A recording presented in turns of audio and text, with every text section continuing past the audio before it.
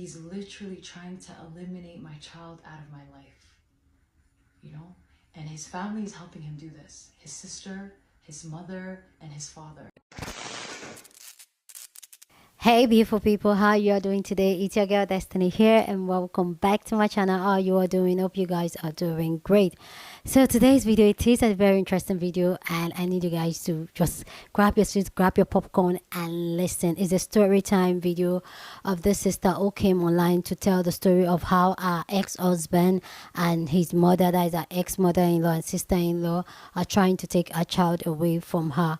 And she wanted to talk about how this marriage lasts for just 2 years, and after the 2 years they separated and she filed for a divorce. And in terms of the co-parenting and all that, the husband or the ex-husband were trying everything to keep the son away from her, feeding the son with a lot of lies, making the son not happy, and changing the son's mood whenever the son comes to see her.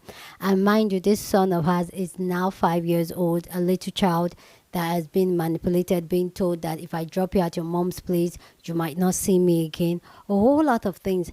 And she went on to talk about how this man was a stay-at-home husband. He does not have a job, and how he intentionally did not have a job while they were married so that he can apply as the sole child provider for the child. Just a whole lot of really deep stuff talking about here. And I don't like bringing religion into things like this, but I just want to point out our religion is Islam, and I guess he too is Islam.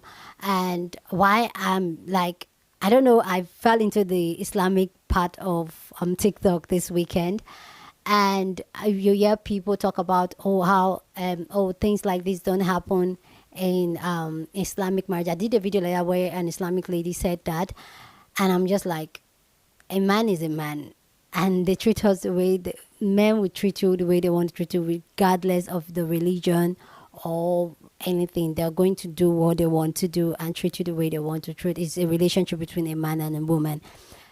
Anyway, guys, let's go check out the story. Then I'll come back more and share more of my thoughts. So with that all said, guys, let's go check it out. Assalamu alaikum. My name is Amal. I'm on here today to follow up on a video that I posted regarding my son and I, and our emotional reuniting. I went through severe parental alienation for the last 2 years, and it has continued. Right now, I'm being alienated from my son.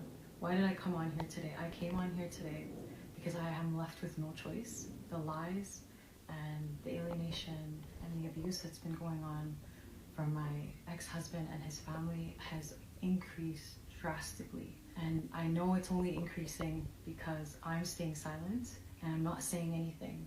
So today, inshallah, I hope to give my son a voice and myself a voice and apply social pressure. And inshallah, I hope that my son, through this, is brought back to me. It's going to be a very emotional video, but inshallah, I would like to go through everything that's happened before the alienation, like during the alienation and after the alienation. And like I mentioned before, it's been ongoing, so it has never stopped. There has never been an actual end. There's always been like pauses in between. So today, inshallah, I want to share everything, and by the will of Allah, hopefully everybody can understand the bigger picture. And I do know that one day this video can be used against me or for me in the eyes of Allah. So what I'm saying, I want to be backing up with factual information, so that when I do meet Allah, that I haven't lied about anyone.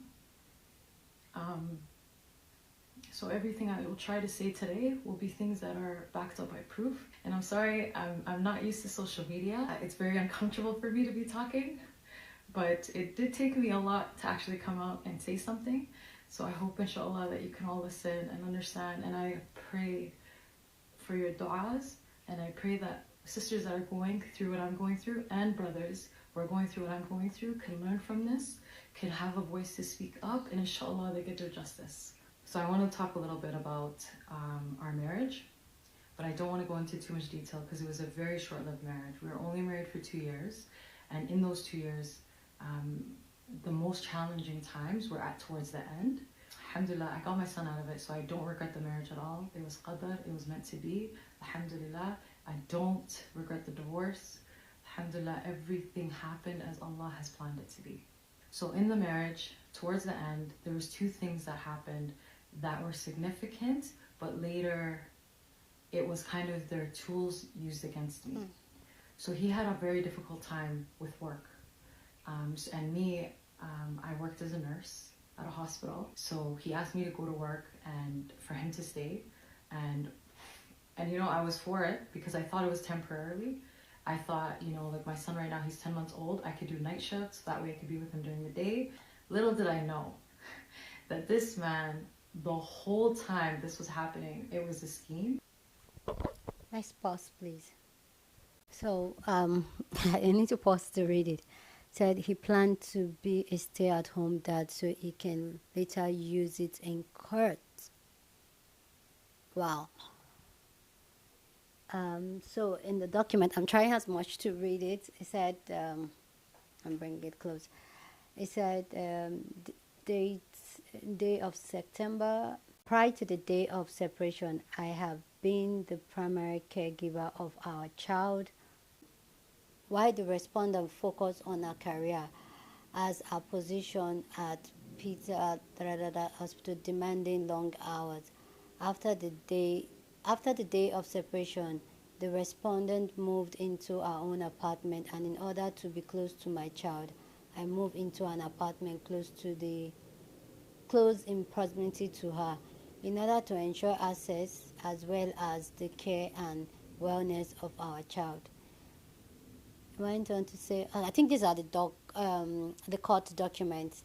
He said, until separation, my access to our child became spontaneous as communication between the respondent and I regarding parenting arrangement and contact became stray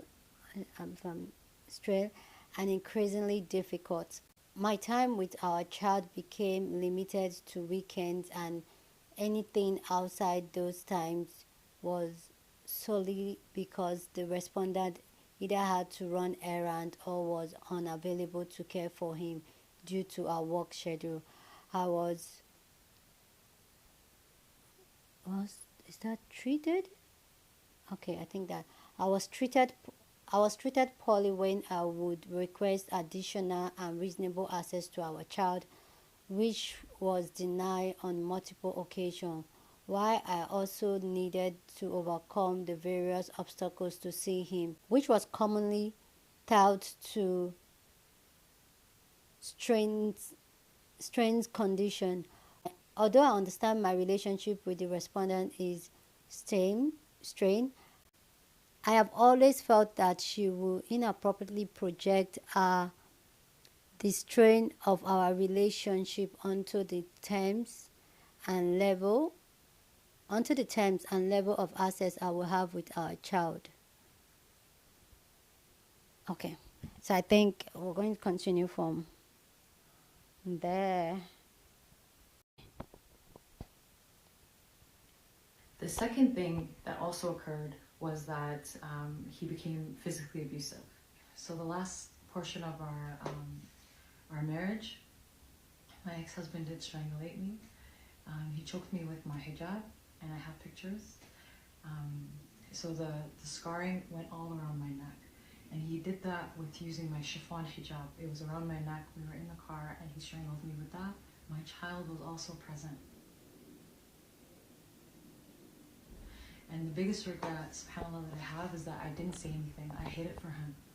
I hid it for him for at least a year. And I was able to talk about it a year later to my mother and tell her what happened.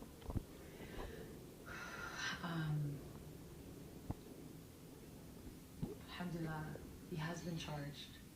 He's awaiting trial in May. He's been charged with assault with a weapon. Alhamdulillah. And you know, like, wallahi,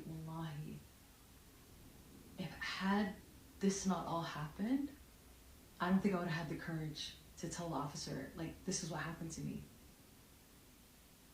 Okay, let's pause again.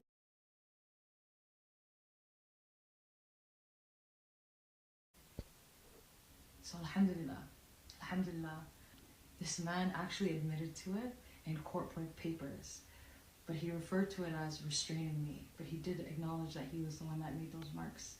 And eventually that's how he was able to be arrested, is that he admitted it in court papers, and I'll show them. Well, I'll leave it on.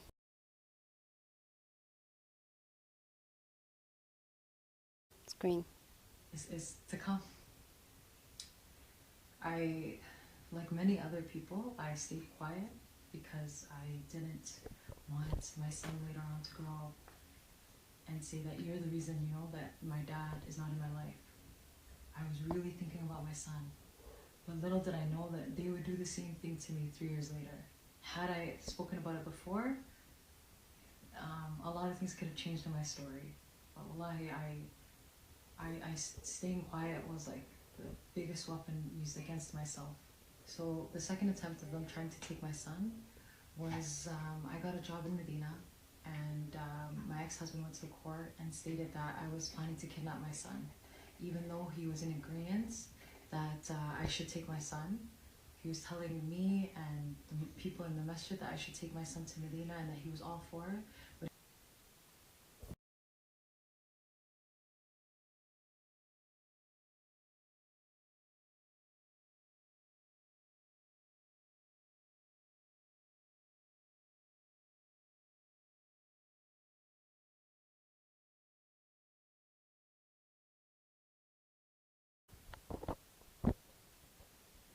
he went to the court and he said she's kidnapping him.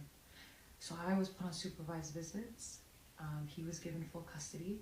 He does not tell people the real reason why he was given full custody. It was not because I was an unfit mother.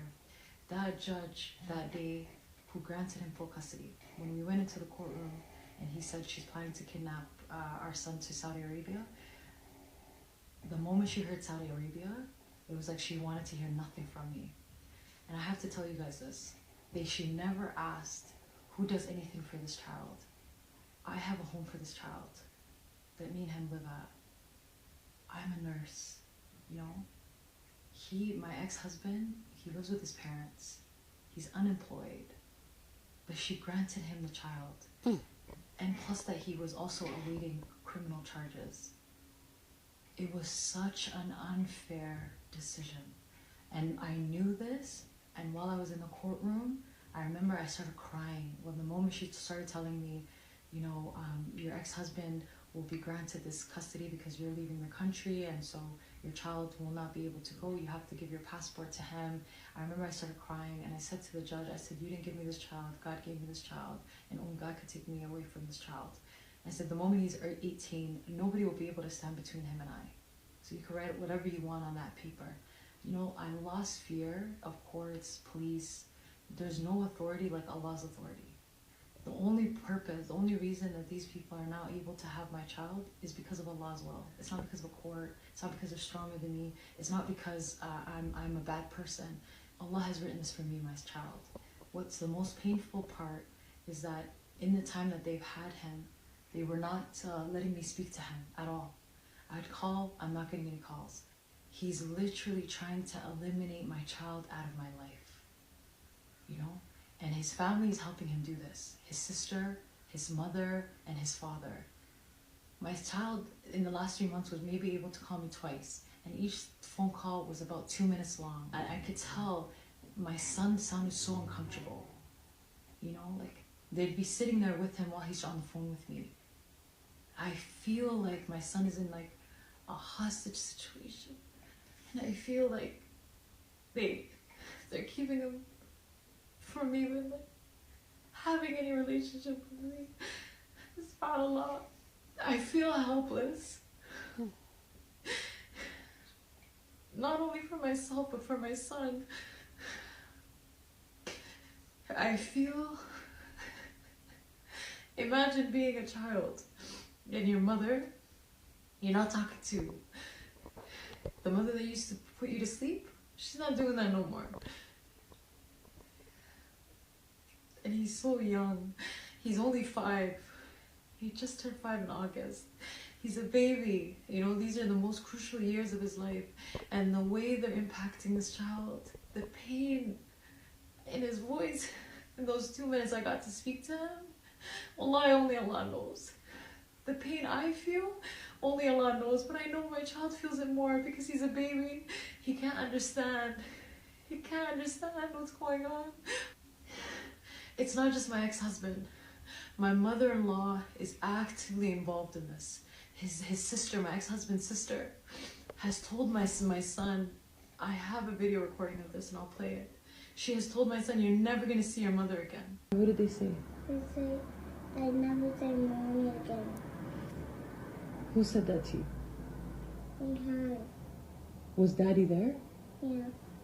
He was giving me Barbarito. And this time he told me, he's like, you know, Mommy, whenever Dad drops me off, that he says he's not going to see me again. Does Jihan and Awoa, do they say these things when Daddy's not there? Yeah. Yeah? Yeah. And Daddy, he said, I'm never going to pick you up. Daddy said that to you? Yeah. When did he say that? I don't know. Wallahi, it made so much sense. Here, my child, every time he's coming to me, he's coming distraught, distressed. Wallahi, sometimes I can't get him to stop crying. And this was even before they did the APO. Like, he would always come so distressed. It was hard for me to get him to calm down. And I used to just tell myself, it's because he loves his dad. It's because he's attached to his dad, you know? And I would read Quran on him. It would take me like at least 2 days to get him back to how he was. But subhanAllah, I never once thought, this guy was telling his child, you're never going to see me again if you go to your mom. I never once thought that. And if it weren't for my son saying that, I would have never known that. Another reason why I'm making this video today. My ex-mother-in-law, I noticed that she was on Facebook. I made a post under her picture saying that this woman has taken my child away from me. I'm not staying quiet no more. I said, she's taken my child away from me. I'm not able to talk to my son.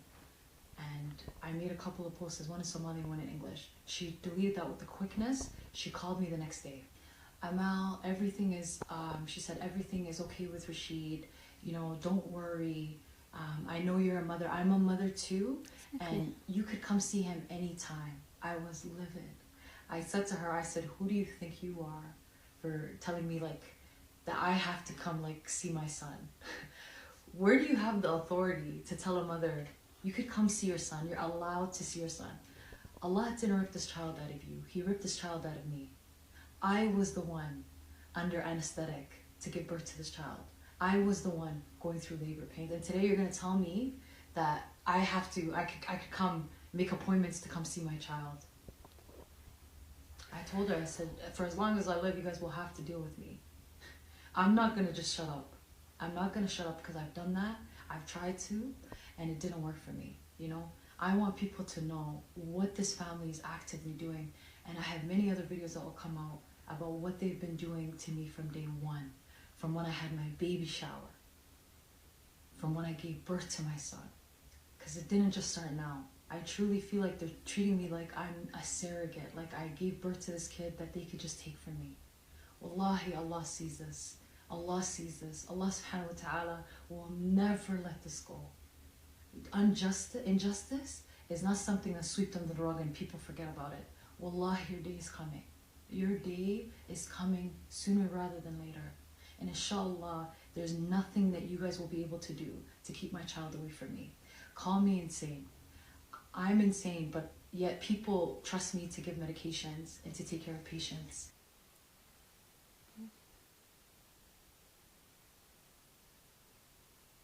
But I'm insane. You're taking, and you know, when my mother-in-law called me, my ex-mother-in-law, you know what she said to me? She's like, Ilahi, like, because she heard me crying, she said, Ilahi afi ma takusiyo. Ilahi afi ma takusiyo. Like, you're sick. We know we took your child from you, but you're sick. And may Allah give you the cure to your sickness. Like, the heartlessness of this woman and her children and her husband. Wallahi, you may not fear Allah, but these people, I know they fear people. So there was two different occasions that they took my son away from me. The first one was this situation I'm going to talk about in this video. The second one was when I actually got the job to Saudi Arabia and he accused me of kidnapping him. And that was in the previous video that I made. So drop off. So this one, the first situation was this happened on Mother's Day of 2022. So prior to this, I was planning to get married, and I let him know like this. I let him know like the end of April, because at that time him and I were cordial. I know it was a very stupid idea. So I let him know. I said, hey, like I'm planning to get married in September, inshallah. And he acted like he was so happy. He was like, oh, this is great news. Alhamdulillah, this is a blessing. Da, da, da. Like something your fake friend, you know, your fake friend that tells you, I'm so happy for you, but they're really not inside. It was one of those things.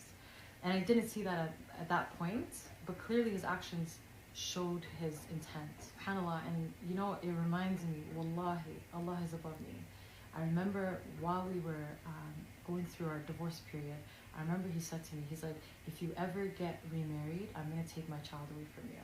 And at first I was like, fat chance, like, you can't.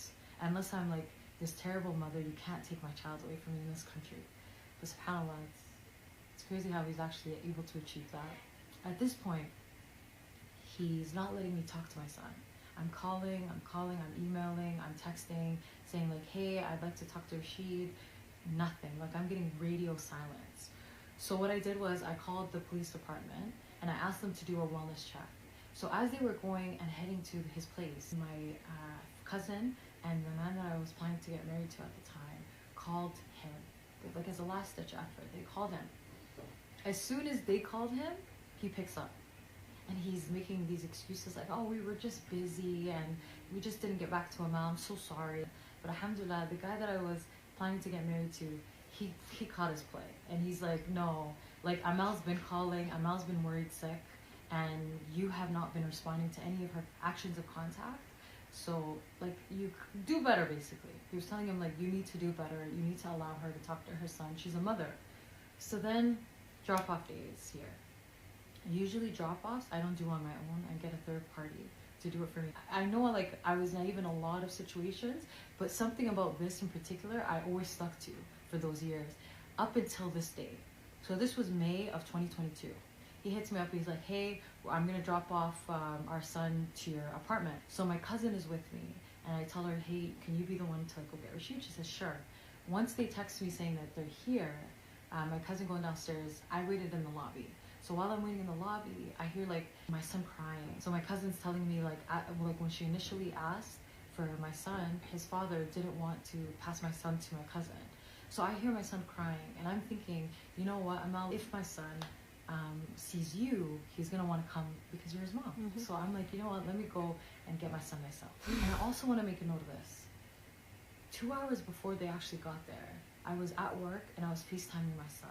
And it was just me and him on the FaceTime call. And he's like, Mommy, I'm excited to see you. I'm happy, Mommy. I'm coming fast. Something along those lines. He was showing that he was very excited, you know? And I missed him. I really missed him. But the moment I walked out of that lobby and walking towards my ex-husband and my son started screaming. And this wasn't just a regular, like, cry, scream. It was like, I am terrified. Wallahi, it was pure terror. Pure terror that was coming out of my child's cry. I see this and I'm looking and I see my ex-mother-in-law in the car and she has her phone and she's recording all this.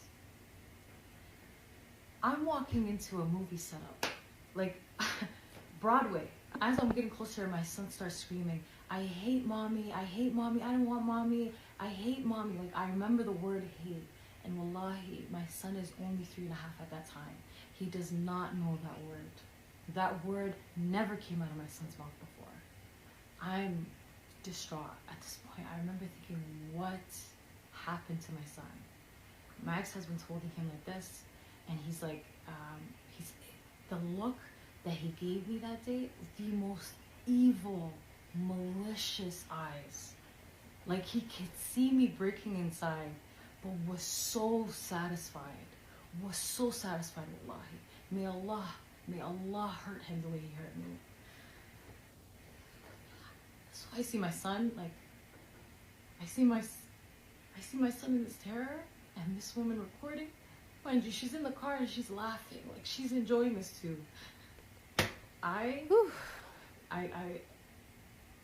this point, I guess I'm in a state of shock.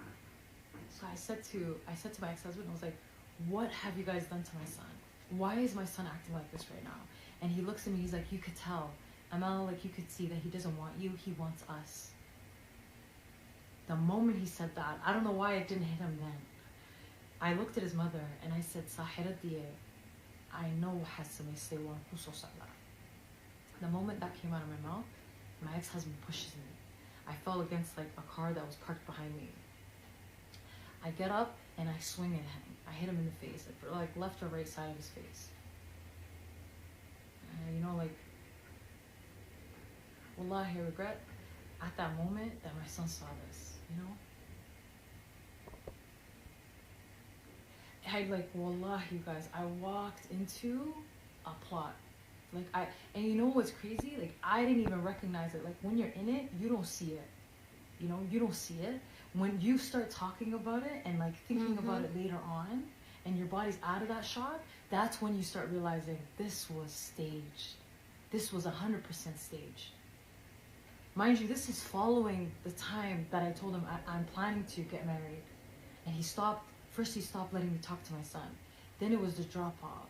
Like, all of this was so strategic for him.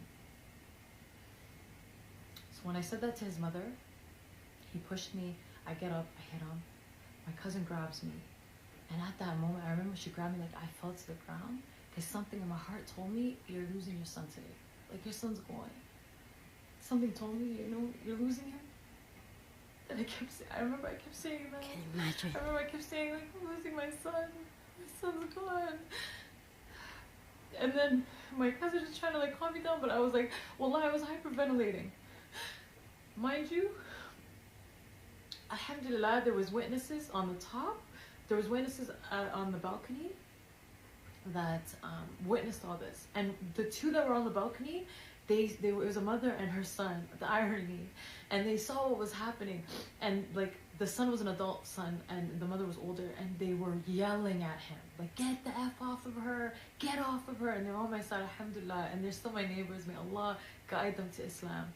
And then there was another lady who, I don't know, she came out of nowhere, and she starts siding with him. They call the police, and she's trying to tell these people, like, you didn't see what you seen. She's the aggressor. He has my son. I'm in the lobby, and he's calling the police. My cousin called my family members. Like, you guys, Amal's getting hit by this guy. He's taking her son. Like, come, we need help. My family was there in like 0.5 seconds. Everybody was there. And I remember when I see my family, I was like, you know, I don't want to see anybody do anything that's going to get them in trouble. So I ran, like, I picked myself up, ran out of the lobby to try to stop my family members. As I'm running out of the lobby to stop them, I look and I see this guy is a coward. He's a coward. He could fight a woman. He could show his power to a woman or a child, but he can never show his power to another man. I know one thing about my ex-husband. He always feared men. Anytime he was met with some sort of male assertion, it's like he buckled. So he saw my family members running. He grabs my child and runs into the car. And he sits at the driver's side with my son on his lap. On the passenger side was that mother-in-law. She was sitting there. I got super speed. Like, I became Sonic. All of a sudden, I started bulleting towards the car. I opened the passenger side. It was the best satisfaction when that door opened. I dove into the car to try to grab my son. And as I'm diving in, they're hitting me. Like, they're trying to get me out of the car. The mother-in-law, she grabbed my chest. She grabbed my chest, and she's tugging at me. He's hitting me from trying to push me off and hit me from the top. My adrenaline's pumping at this point. I don't feel any of these hits. All I'm thinking, my mind is locked into grab your son and get out. He starts reversing the car. So my cousin, alhamdulillah, she grabs my feet and yanks me out of the car. Before she yanked me out of the car, I bit the mother-in-law. And you know what? It's not something I thought of. It's not something I plotted. It's not something I even thought I was going to do. When your mind is at fight or flight, the logic side of your brain is not functioning. Whew. Whew. Whew. Let me know down in the comment section your thought down of this video down in the comment section. There's going to be a part 2. I know some of you are saying that's no way the other part. There's going to be a part 2. I don't want it to be too long and all that. So there's going to be a part 2 of it. But let me know what you think about this so far. Just go down in the comment section and share your thought. Love to know what you think about the story so far. I'm really interested to know what really happened. Like, I'm so glued to it. Like, oh my goodness. But go down in the comment section and share your thought. Love to know what you think, but please keep it respectful. You're on the channel, we're allowed to disagree, but we do it in a respectful way. So feel free to share your opinion, but please be respectful about it. For me, it's really interesting. I'm just going to give some commentary before I leave. Excuse me. For me, it's really interesting how a lot of women are the ones that are kind of inflicting harm. Like, look at the ex-husband's mom and sisters are the one like actually enabling him to do what he's doing to her. And the mother-in-law is supposed to say it's a woman that has kids, that she knows she would do anything for her kids. And she's never saying she wants to keep the boy to herself. She's ready to co-parent and all that. But no. And it's something that I can totally see a lot in my society, and it's a question that I've already had this conversation with my mom, with my friends and all that, always talking about why is it that mother-in-laws are the ones that usually give daughter-in-laws the most stress. Like, you see some mother-in-laws, they literally like their husband's second wife, literally, and you'll be fighting for space with you and your son's wife, and be giving your son's wife a whole lot of headache. For me, like, it does not make sense. And my mom, is it my mom? I can't remember. But I've had this conversation with a lot of people. Usually say that, you know what, hurt people, hurt people. These women, they know how it feels to have a bad mother-in-law, and yet they choose to be a bad mother-in-law.